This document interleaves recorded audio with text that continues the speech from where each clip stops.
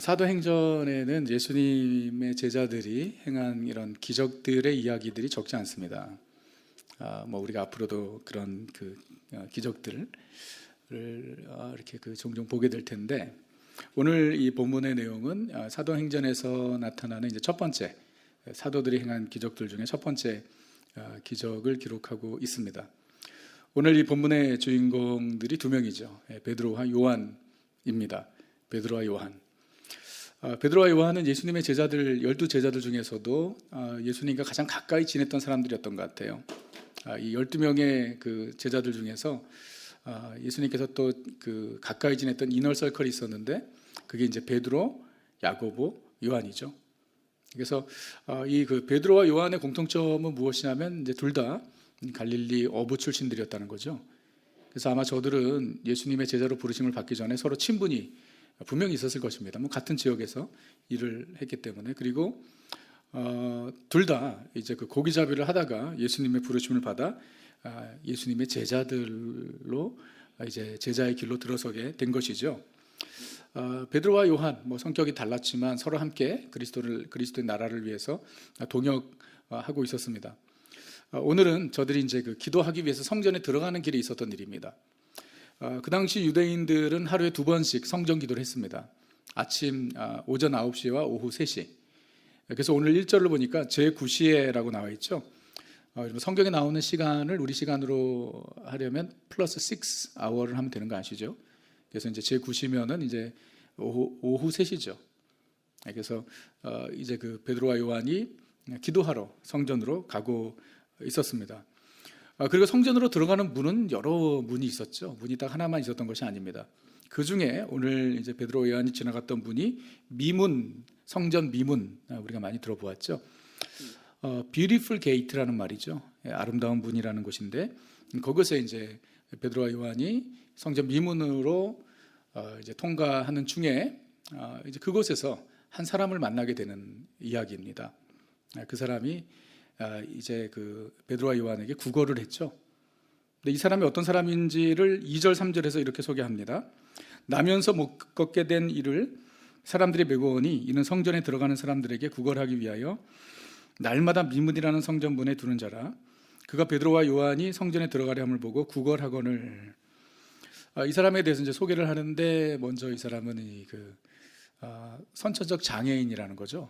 그래서 태어날 때부터 못 걸은 장애인이에요. 그러니까 장애인이 어떻게 살 수 있겠어요? 그러니까 사람들의 도움을 받아가지고 성전 문에 늘 앉아서 성전에 오가는 사람들에게 이제 구걸을 하는, 그래서 사람들이 던져주는 동전 몇 푼으로 살던 사람이었죠. 이 구걸을 하기 가장 좋은 곳이 성전이었을 것입니다. 왜냐하면 사람들이 성전에 많이 오갔을 뿐만 아니라 참 경건한 마음으로 성전에 갔겠죠. 그래서 제사를 드리거나 또 기도하러 갔던 사람들이 하나님 앞에 제사를 드리고 나오면서 구걸을 하고 있으면은 이렇게 신앙의 양심상 한두 푼 던져주지 않았겠어요? 그러니까 이 사람은 그렇게 살았습니다. 오늘도 별로 다른 특별한 날이 아니죠. 똑같은 날인데 베드로와 요한이 이제 그곳을 지나간 것이 특별하게 된 것이죠. 베드로와 요한에게 늘 다른 사람에게 구걸하듯이 이렇게 한 푼 줍쇼 이렇게 했죠, 그렇죠? 동냥을 했겠죠. 구걸을 했겠죠. 그때 이제 베드로와 요한이 그 사람을 향해 우리를 보라 먼저 이야기하죠. 그래서 이 사람들이 동전을 몇 푼이나 줄까 기대를 하면서 베드로와 요한을 주목했죠. 앉아 있는 이 거리니. 그때 이제 베드로가 우리가 너무나 잘 아는 아주 참 유명한 이 말씀을 선포하죠. 그게 이제 6절입니다. 보세요. 베드로가 이르되 은과 금은 내게 없거니와 내게 있는 이것을 내게 주노니 나사렛 예수 그리스도의 이름으로 일어나 걸으라. 이렇게 이야기하지 않았겠죠? 아주 그냥 담대하게, 그렇죠? 은과 금은 내게 없거니와 내게 있는 이것으로 내게 주노니 나사렛 예수의 이름으로 일어나 걸어라 했겠죠. 그랬더니 벌떡 일어난 거예요. 여러분, 이 사람은 그냥 조금 다리가 아픈 사람 정도가 아닙니다. 태어날 때부터 장애인으로 태어난 것입니다. 근데 예수의 이름으로 일어나 걸어라 그러니까 순식간에 힐링이 된 거예요. 그래서 발과 발목에 힘이 생기고, 그러니까 여러분 뭐 우리가 깁스를 하고 몇 개월만 있어도 사실 정상적인 삶을 살려면은 이제 그 물리치료를 해야 되는 게 아니에요. 평생 태어날 때부터 이 사람이 정말 그 사고가 아니고 정말 선천적 장애인으로 태어났기 때문에 무슨 말이냐면 한 번도 걸어본 적이 없는 사람이죠. 그 근육이 있겠어요? 네, 걸을 수 있는 능력도 없죠. 근데 우리가 그 얼마 전에 사도행전 말씀 나누기 전에 예수님의 기적들에 대해서 나눈 거 기억하십니까? 그 중에 이제 신유의 기적들, 예수님께서 병든 자들을 고쳐주시는 기적이 많았는데, 성경의 이 신유의 기적의 특징 중에 하나가 무엇이냐면 immediately 힐링이에요. 그러니까 이렇게 gradually 이렇게 점진적으로 낫는 것이 아니라 그냥 예수님의 능력이 임하니까 그냥 눈먼자가 순식간에 눈을 뜨고, 그렇죠? 예, 안진뱅이가 옛날 성경에는 이제 그 안진뱅이라고 했죠. 요즘에는 그런 단어를 사용하지 않는데 태어날 때부터 걷지 못했던 자가 그냥 순식간에 일어나는 거예요. 여러분, 이 사람이 장애인으로 태어났기 때문에 자기가 걸을 수 있다는 것을 상상이나 했을까요? 그냥 그것이 받아들여지는 현실이 아니었을까요? 난 이렇게 태어난 거지, 이렇게 사는 것이 내 운명이지. 당연히 그것을 본인의 현실로, 운명으로 받아들이고 살았을 것입니다. 베드로와 요한을 주목한 것도 그냥 동전 한두 푼 정도 얻으려고 한 것인데, 갑자기 베드로가 내게 있는 이것으로 내게 명하노니 나사렛 예수 그리스도 이름으로 일어나 걸으라 그러니까 여러분 그 이미지를 한번 그려보십시오. 예, 갑자기 막 힘이 생기는 거예요. 근데 벌떡 일어납니다. 정말 이것이야말로 그 사람이 전혀 기대하지 못했던 unexpected grace. 그렇죠? 정말 예상치 못한 은혜 아닌가요? 전혀 생각지 못한 선물 아니에요? 그러니까 이 사람이 이건 너무 놀랐고, 첫째로, 그렇죠? 이건 너무 놀랐겠죠. 이건 전혀 생각지 못한 일이 자신에게 일어났으니.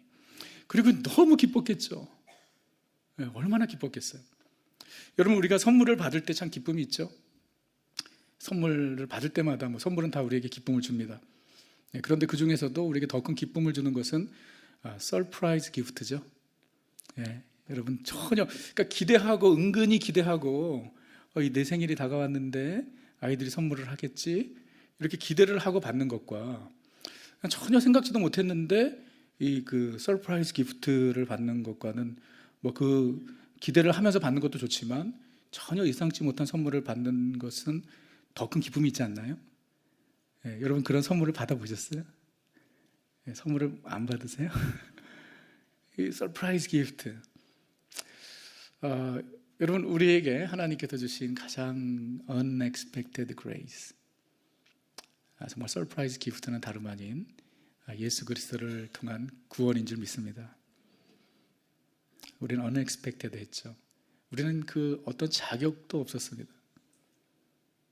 기대할 수도 없었습니다. 그런 우리에게 주님께서, 하나님께서 독생자 예수를 보내주시고 예수로 인해서 우리에게 구원을 선물로 주신 것이죠. 그렇죠? 그 은혜로 인하여 뭐예요? 주님의 선물이라는 것이죠. Unexpected grace, surprise gift. 그것이 바로 우리가 얻은 구원입니다. 그렇기 때문에 우리는 구원을 생각할 때마다 늘 감사해야 돼요. 늘 기뻐해야 돼. 기쁨이 넘쳐야 하죠. 주님께서 내게 주신 그 구원의 은혜로 인하여. 이 사람은 전혀 생각지 못했습니다. 그냥 구걸하며 사는 것이 그의 인생의 전부인 줄 알았는데 이게 웬일이에요? 나사렛 예수의 이름으로 일어나 그러니까 벌떡 일어난 것입니다. 일어나가지고 어떻게 합니까? 이 사람이 너무 기뻐가지고 일어난 이 사람의 반응이 8절인데 한번 보십시오. 뛰어서서 걸으며 그들과 함께 성전으로 들어가면서 걷기도 하고 뛰기도 하며 하나님을 찬송하니. 여러분, 이 사람이 한 번도 걷지 못했던 사람이 걷기 시작한 것이에요. 힐링을 받은 것이지요. 일어나게 된 것입니다. 근데 가장 먼저 한 것이 무엇입니까? 집으로 달려갔나요? 뭐 먹으러 갔나요? 아니에요. 그가 가장 먼저 한 것은 베드로와 요한과 함께 성전으로 들어갑니다. 성전으로 들어간다는 것이 얼마나 큰 의미인지 모릅니다. 왜냐하면 이 사람은 지금까지 한 번도 성전 안으로 들어갈 수 없었던 사람입니다. 장애인은 성전 안으로 들어가면 안 됐었어요.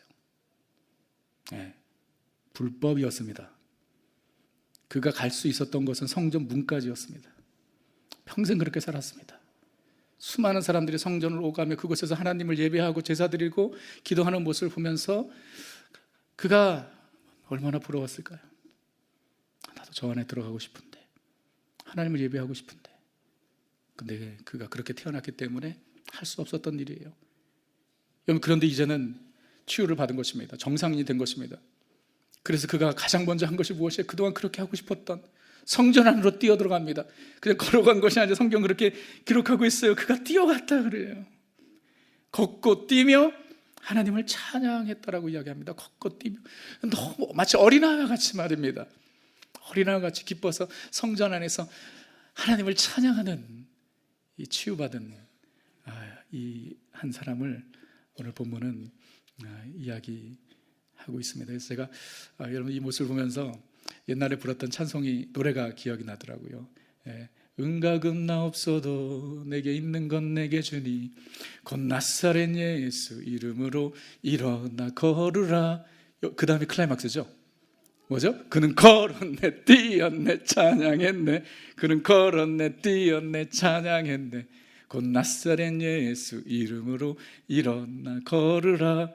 이 사도행전 3장에 그 가장 중요한 포인트입니다. 그는 걸었네 뛰었네 찬양했네. 정말 unexpected grace. 전혀 예상치 못한 그 놀라운 은혜를 받은 사람의 그 반응을 이야기하고 있는 것입니다. 너무 감동적인 장면이 아닌가요? 여러분, 저는 이 말씀 묵상하면서 여러분 이런 치유와 회복이 우리 교회에도 있기를 제가 간절히 소원합니다. 예수를 믿는다고 해서 모든 질병에서부터 치유를 받고 장애에서부터 자유케 되는 것은 아닙니다. 여러분, 그리고 우리는 알지요. 우리의 삶의 연약함, 우리의 인생의 고난, 거기에는 우리를 향하신 하나님의 선하신 뜻이, 섭리가 있다는 것을 우리는 압니다. 장애 아이를 키우는 저는 그 누구보다 그 사실을 잘 압니다. 주님께서 담겨놓으신 은혜가 참 많아요.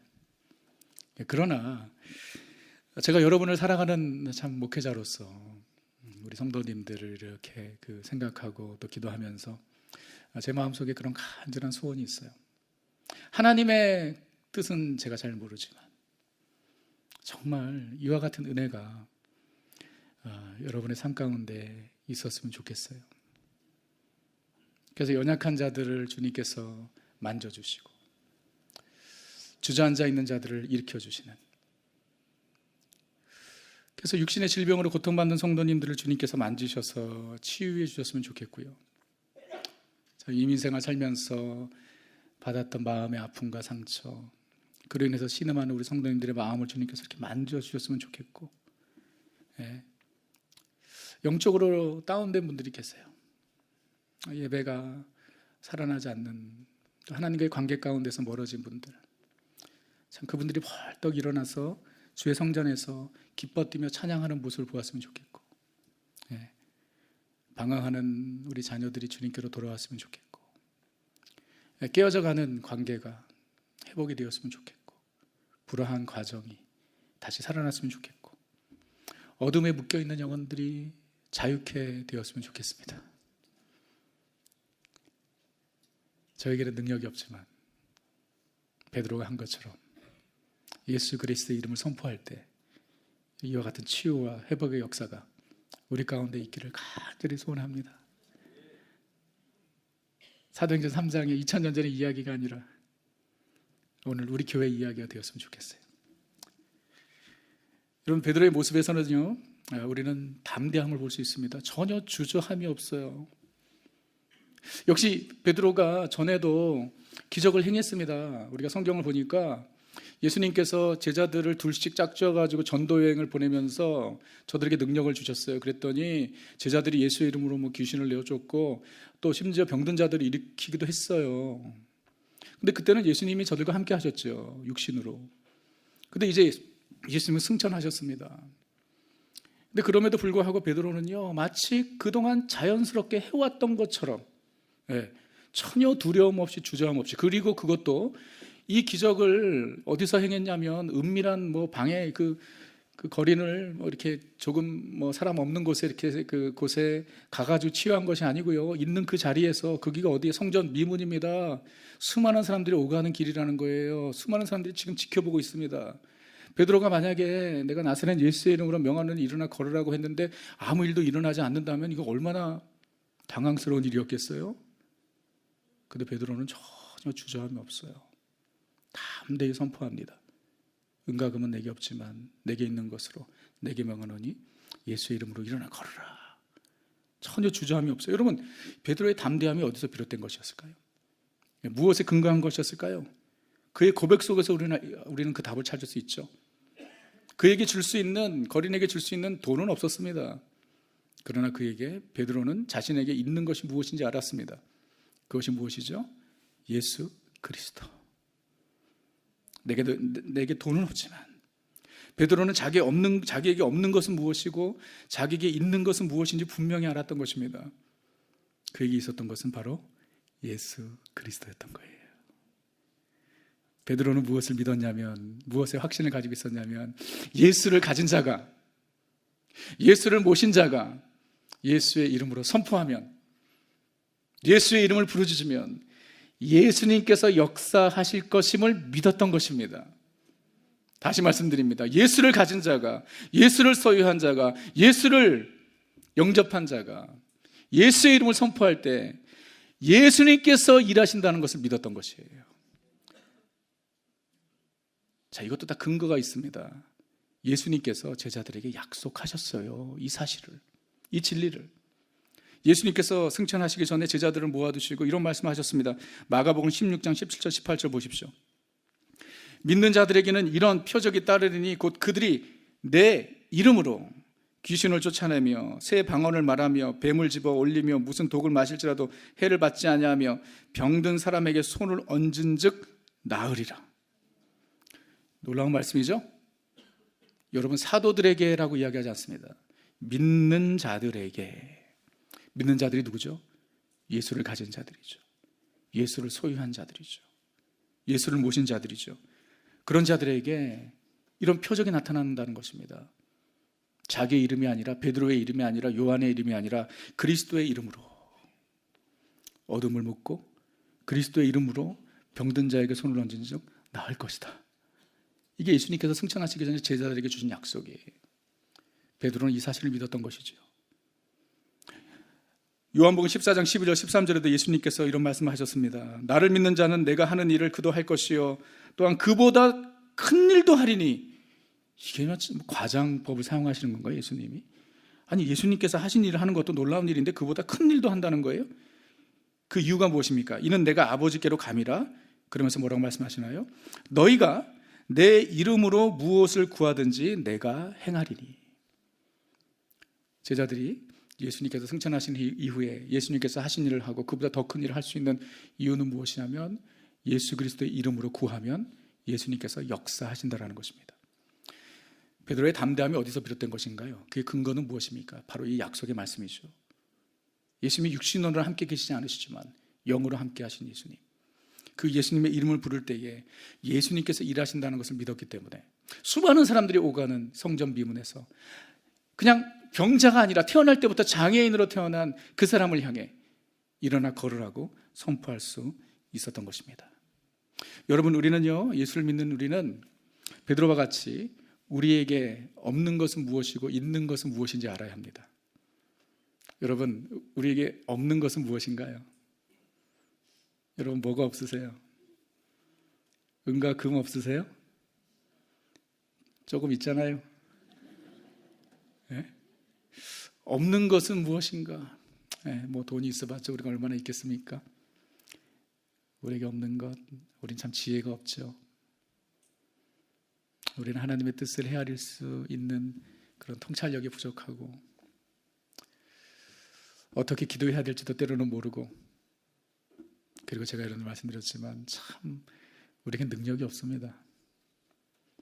사람을 변화시킬 수 있는 능력도 없고 인도할 수 있는 그런 자격도 우리 가운데 없어요. 우리 가운데 없는 게 너무 많죠. 그런데 우리 믿는 자들은 우리가 없는 것으로 사는 것이 아닙니다. 우리가 있는 것으로 사는 것입니다. 자, 우리에게 뭐가 있나요? 바로 예수 그리스도. 예수 그리스도를 가진 자들이에요. 내게 있는 것으로, 여러분 내게 있는 것이 무엇입니까? 바로 예수 그리스도이십니다. 예수님을 믿는 저와 여러분은 예수 그리스도를 가진 자들이에요. 예수님을 영접하는 것은, 예수님을 믿는 것은 곧 예수님을 영접하는 것입니다. 영접하는 자, 곧 그 이름을 믿는 자들에게는이라고 말씀하셨어요. 예수님께서 누구든지 내 음성을 듣고 문을 열면 내가 그에게로 들어가리라. 그런즉 이제 내가 사는 것이 아니요 내 안에 그리스도께서 사신다. 여러분 아멘? 내가 그리스도를 소유한 것이에요.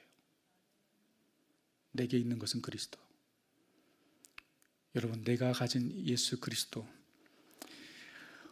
내가 가진 것 중에 가장 귀한 보물인 줄 믿으시기 바랍니다. 예수님을 가진 자는요 모든 것을 가진 것입니다. 왜냐하면 예수님은 만왕의 왕 만유의 주가 되시기 때문입니다. 한번 따라해 보세요. 예수를 가진 나는 모든 것을 가진 것이다.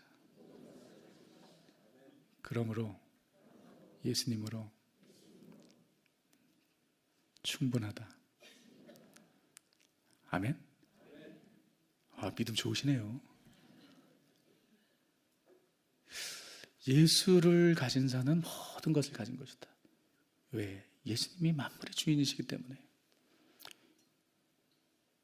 그러므로 예수님으로 충분하다. 우리에게 없는 것이 너무나도 많지만 내가 가진 예수 그리스도는 그 모든 없는 것을 능가하는 가장 귀한 나의 보물인 것이죠. 그래서 우리는 찬양하죠. 주 예수보다도 귀한 것은 없네. 세상 즐거움과 바꿀 수 없어요. 세상 명예와 바꿀 수 없어요. 세상 행복과 바꿀 수 없어요. 주 예수보다 귀한 것은 없네.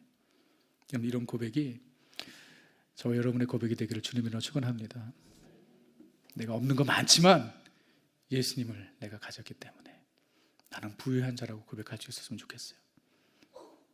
내게 능력이 없지만 예수님을 내가 가진 자이기 때문에 그 능력으로 산다고 고백했으면 좋겠어요. 기독교 고전인 그리스도를 본받아라는 책이 있죠. The Imitation of Christ. 참 많은 인사이트가 있는 책이죠.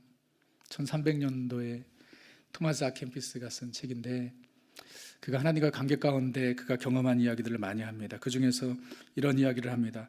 예수님 없는 상태야말로 끔찍한 지옥이고 예수님과 함께 있는 것은 향기로운 낙원이다. 예수님을 찾은 사람은 가장 좋은 보물을 찾은 것이고 예수를 잃은 사람은 온 세상보다 더 많은 것을 잃은 것이다. 가장 가난한 사람은 예수 없이 사는 사람이다. 저와 여러분의 고백이 되기를 소원합니다. 예수님이 우리와 함께 하시고 우리가 예수님을 가진 자들이기 때문에 여러분 우리는 우리의 힘으로 사는 자들이 아니라 오직 예수의 힘으로 사는 자들입니다. 우리가 없는 것으로 사는 자들이 아니라 우리가 있는 것으로 사는 자들입니다. 즉 예수 그리스도로 사는 것이에요. 예수님이 우리와 함께 하시기 때문에 우리가 예수님을 가진 자들이기 때문에 우리가 그 이름을 외칠 때마다 주님께서 역사하신다는 거예요. 우리가 그 이름을 부를 때마다 주님께서 일하신다는 것입니다. 여러분 예수라는 이름 자체에 능력이 있는 것은 아닙니다. 예수, 지저스. 그 이름이 마치 무슨 마술 주문과 같은 그런 것이 아니에요. 여러분 아시다시피 우리 히스패닉 형제들 중에는 헤수스가 많죠.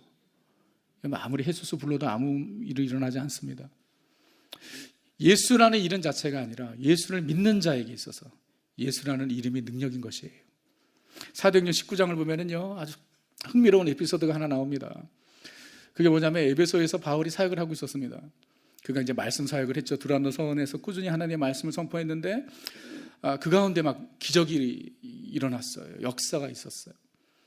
귀신 들린 자들이 막 치유되고 예수의 이름으로 병자들이 일어나고 막 그런 걸 보니까 그 도시에 마술을 하는 사람들이 많았어요. 그러니까 너무 신기한 거예요. 바울이 하는 모습을 보니까. 그래가지고 자기네가 예수를 믿지도 않으면서도 흉내를 내는 거예요. 예수의 이름으로 뭐 물러가라. 그 중에 이제 그 유대인의 제사장 스게와라는 사람이 있었는데 그 사람의 아들들이 7명이 있었습니다. 바울이 하는 모습을 보고 이거 뭐 대단하다 해가지고 자기네도 이제 흉내를 낸 거예요. 귀신 들린 사람에게 예수의 이름으로 물러가라 그랬더니 귀신이 놀란 거예요. 넌 누구니? 내가 예수도 알고 바울도 아는데 넌 누구야? 그러면서 그들을 덮치지요. 예수의 이름 자체에 능력이 있는 것이 아니죠. 그러나 예수를 믿는 자에게, 예수를 소유한 자에게 예수의 이름은 능력인 줄 믿으시기 바랍니다. 여러분, 이것이 우리가 가진 거예요. 여러분, 이 능력을 사용하고 계신가요? 예수의 이름을 부르고 계세요? 예수의 이름을 선포하십니까? 우리에게 이렇게 귀한 것을 주시고 이렇게 파워풀한 것을 주셨는데 내게 있는 것이 무엇인지 모른다면 너무 안타까운 것이지요. 어쩌면 그래서 우리가 무기력한 삶을 사는지도 모릅니다.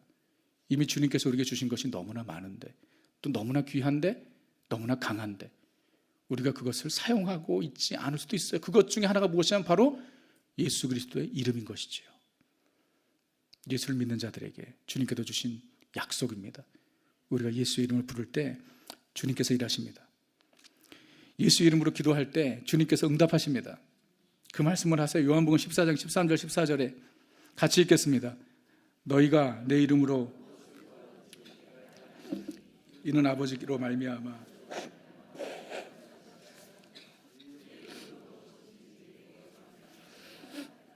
아멘. 예수의 이름으로 무엇이든지 내게 구하면 내가 행하리라. 우리가 기도하면 주님께서 일하신다라는 거예요. 뿐만 아니라 그 예수의 이름 앞에 어둠의 권세가 두려워 떱니다. 예수의 이름을 선포할 때 믿는 자가, 예수를 가진 자가 예수의 이름을 선포할 때 이 어둠의 권세가 가장 두려워한다는 거예요. 예수의 이름 앞에 모든 권세가 무릎을 꿇게 되어 있습니다. 빌립보서 2장 9절 10절. 이러므로 하나님이 그를 지극히 높여 모든 이름 위에 뛰어난 이름을 주사 하늘에 있는 자들과 땅에 있는 자들과 땅 아래에 있는 자들로 모든 무릎을 예수의 이름에 꿇게 하시고, 뭐 영적인 세계, 물질적인 세계, 예수 그리스도의 이름 앞에 다 무릎을 꿇게 되어 있다는 것입니다. 그래서 우리가 예수의 이름을 선포할 때 여러분 어둠의 세력이 묶임을 받는 것이에요. 여러분 이것은 뭔가 특별한 영적인 은사를 가진 사람에게만 해당되는 얘기가 아닙니다. 예수를 가진 자들이라면 예수의 이름을 부를 때 여러분 그것을 어둠의 세력이 가장 두려워해요. 저는 그것을 오래전에 참 하나님께서 이론이 아니라 실제적으로 경험하게 하셨어요. 저는 이 선교의 현장에서 특별히 이제 브라질에서 대학생 때부터 사역을 하면서 하나님께서 제게 경험하게 하신 것들이 너무나도 많은데 그것이 지금 저희 신앙생활에 그리고 목회에 너무나 큰 도움이 돼요. 그 중에 하나가 이런 경험을 하게 하신 거예요.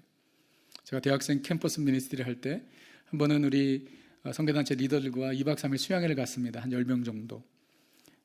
거기서 뜨겁게 기도하고 있었는데 그때 참 이렇게 뭡니까? 이렇게 우리 자매님 한 분이 귀신 들린 건 아니에요. 여러분 다락방에서 우리가 지난주에 공부했지만 예수 믿는 자가 귀신 들렸다라고 이야기하는 건 불가능한 얘기예요. 성령님을 모신 자들이기 때문에. 그러나 이 귀신의 영향은 받을 수 있죠. 그래서 그것을 디몬 인플루언스라고도 이야기하고 또는 오프레션이라고도 이야기합니다. 뭐 이것을 신학적으로 설명하기 쉽지 않은 일이지만 충분히 그럴 수는 있어요. 우리를 공격할 수 있습니다. 그러니까 예수님을 믿는 자매고 정말 주님을 사랑하는 자매였는데 기도하는 그 시간에 막 발작을 일으키고 비명을 지르고 그러니까 순간적으로 이렇게 어둠의 영에 사로잡힌 것이었어요. 저희는 그것을 본 적이 한 번도 없었습니다. 얼마나 당황을 했겠어요. 근데 다행히 우리를 지도하셨던 목사님은 뭐 사역을 오랫동안 하셨기 때문에 그런 경험이 있으셨죠. 그래서 거기서 이제 막 기도하고 또 저희 그 찬양을 또 막 하라 그러시더라고요. 그때 이제 그럴 때는 이제 보혈 찬양을 해야 되는 거였더라고요. 그래서 뭡니까 주의 보혈 능력 막 이런 찬양을 불러야 되는데 저는 그런 것도 경험을 못했어요. 그래서 목사님이 찬양해 그러니까 사랑하는 나의 아버지. 그러니까 목사님이 그런 찬양 말고 그러더라고요. 근데 너무 신기한 게 2시간 동안 기도를 하고 나니까 이 자매가 좀 풀렸어요, 영적으로. 근데 다른 말은 이렇게 다른 말은 다 해요 목사님 뭐 이러는데 마지막까지 말 못하는 단어가 있는데 그게 바로 예수예요. 그래서 옆에서 우리가 예수 외치라 그러니까 하다가 말을 못해요. 그러다가 계속해서 옆에서 기도하니까 한순간 이 자매님이 예수라는 이름을 외치니까 완전히 그때부터 자유케 되었어요. 나중에 간증을 하더라고요. 예, 예수라는 이름을 부르려고 할 때마다 무엇인가 이렇게 막는 것이 있었대요. 자기가 하고 싶어도 되지 않더래요.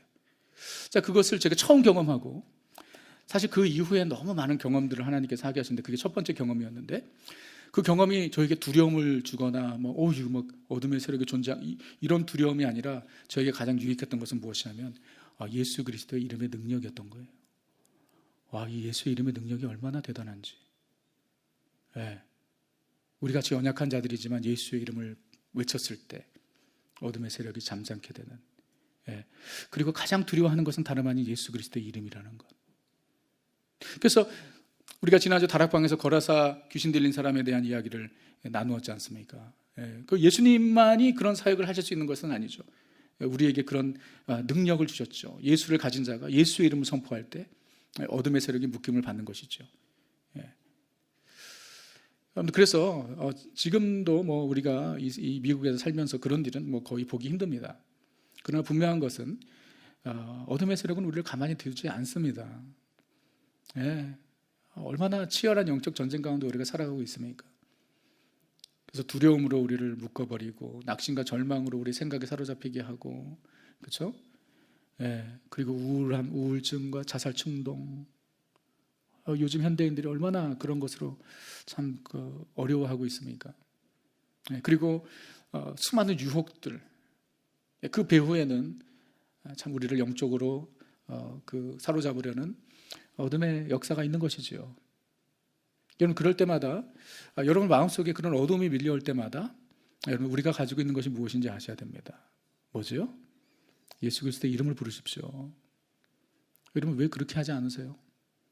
예수 그리스도의 이름을 외치십시오. 우리에게 주신 것이 이렇게 귀한 것인데 예수를 모신 자가 예수의 이름을 부를 때마다 예수님께서 역사하시는데 이런 마음이 무겁고 마음이 디프레스되고 어둠이 밀려올 때 예수의 이름으로 선포하세요. 예수의 이름으로 기도하십시오. 예수의 이름을 부르세요. 우리 자녀들을 영적으로 어둡게 하는 저들을 참 유혹하는 세력이 느껴질 때 여러분 선포하십시오. 예수 그리스도의 이름으로 명하노니 우리 자녀들을 묶고 있는 어둠의 세력들은 물러갈지어다. 우리 아이들이 동부에 있어도 괜찮아요. 우리가 이 시간 예수 그리스도의 이름으로 기도하면 주님께서 역사하시는 것이죠. 우리 지체의 삶 가운데 정말 시험이 있다고 생각을 할 때 여러분 기도하십시오. 예수의 이름으로 선포하십시오. 그 사람을 꼭 불러다가 귀신아 물러가라 할 필요 없어요. 그러면 너 나가라 그럴 수 있어요. 기도하죠. 우리가 뒤에서 우리가 가진 것으로 우리는 사는 것입니다. 그리고 예수 그리스도의 이름으로 우리는 연약한 자들을 위해서 기도하죠. 성경이 그렇게 이야기합니다. 야고보서 5장 14절에 너희 중에 병든 자가 있느냐 그는 교회의 장로들을 청할 것이요 그들은 주의 이름으로 기름을 바르고 그를 위하여 기도할지니라. 사도들의 이름이 아니에요. 목사의 이름이 아닙니다. 주의 이름으로 기도하라는 것입니다. 예수님의 이름으로 기도하면 의인의 강구는 역사하는 힘이 크다라고 말씀하십니다. 믿는 자들은요 무엇을 하든지 예수 그리스도 이름으로 해야 되는 것이라고 이야기합니다.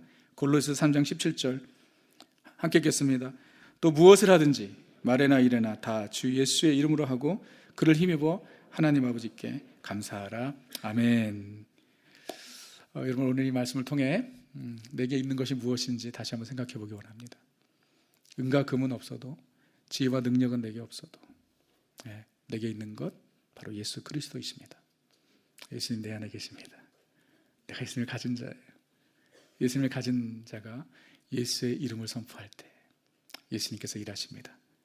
그런데 이 믿음을 가지고 날마다 정말 이 영적으로 혼탁하고 어려운 이 세상 가운데 살아가면서 내 능력으로 내 힘으로 살 수 없지 않습니까? 예수 그리스도의 이름을 의지하여 승리하는 저와 여러분 되시기를 주님의 이름으로 축원합니다.